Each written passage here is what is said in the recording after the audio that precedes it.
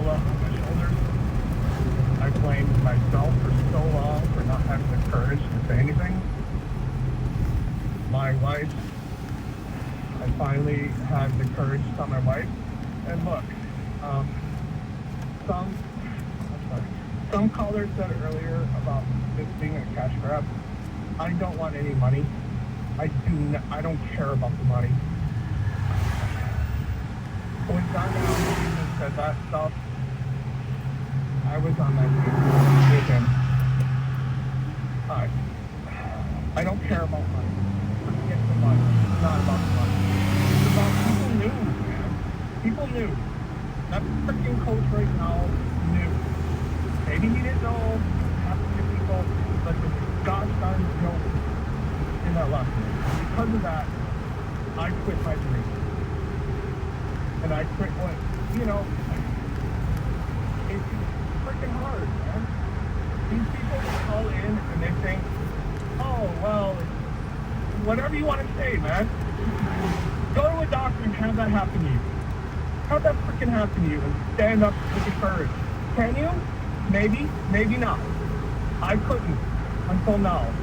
But I can. And I didn't give the caller my name. And I know that I need to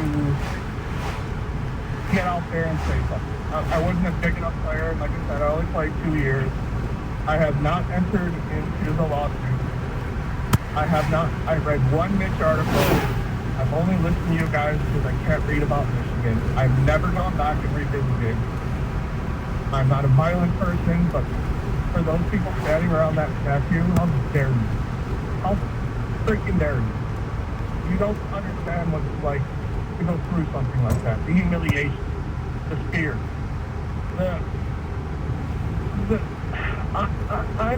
I'm in my late 40s and I just had the courage to say something to my wife and my mother, who knew something was wrong. My father passed away, and I told him honestly, and my dad's like, dude, I don't want you to lose a scholarship. I sent you from California to go to Michigan, and you have a scholarship. And like I said, I quit after 2 years, and I'm still battling this. And thank God for John for saying something, for standing up, because more players, I wish and I think, are going to stand up. And it's not freaking about money. It's about accountability. And those coaches knew.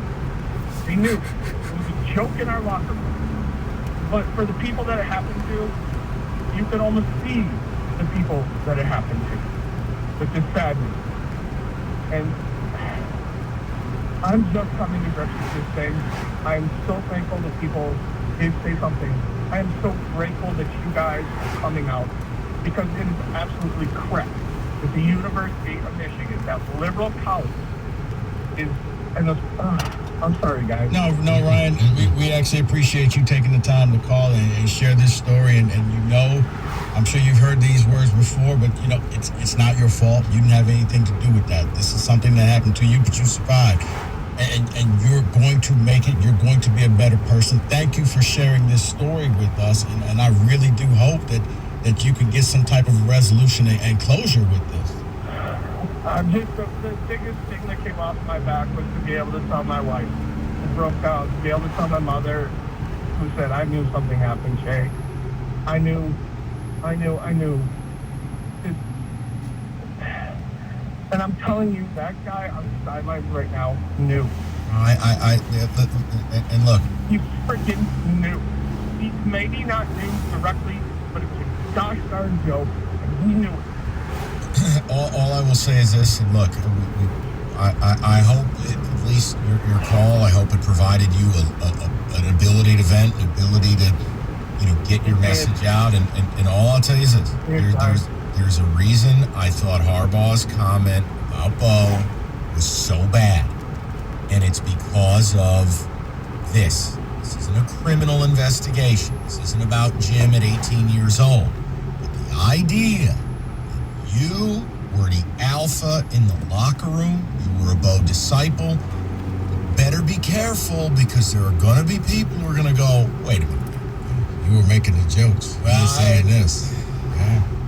So for those of you who have called up and you go, well, how come these big tough guys didn't do this or didn't do that, or well, I don't know about this, or well, how could it be, Or waited so long. right? Why don't you listen to that call on Odyssey.com Rewind and tell me if you don't get it?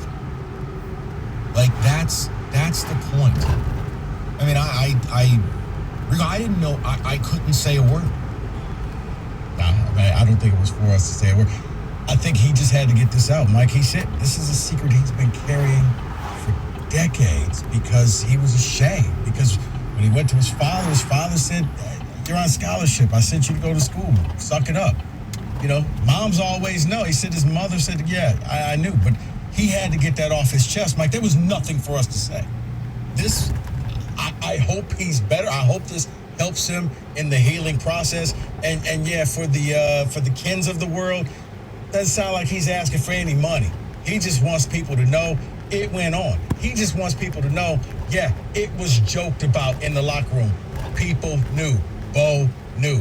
So you can hold on to your stories, but these 800 so people all trying to get a slice of that $1 billion. Come on, be better than that. 248-539-9797. If you have